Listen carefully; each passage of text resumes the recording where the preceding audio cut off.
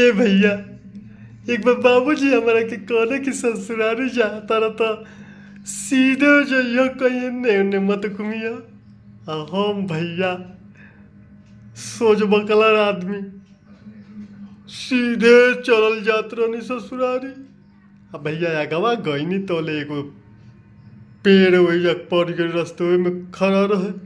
अब सोचे लगनी कि बाबूजी तो कहने है कि अकेले जइह सीधा जइह, कहीं एने ओने घूमिह मत। अभी पेड़ कहाँ से आ गल, अब हम जाई तो जाई कैसे।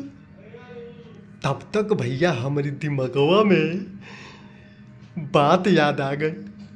चल आगे जौन बानी हम तोड़ देना पेड़वा पर चढ़ गई नी और चढ़ करके वो बगल से उतरे लगनी। इतने में हमारा थवा छूटल और हम आके गिर गई नी जमीनी पर। अब भैया पूरा कमरिया हमार सूझ गई बा।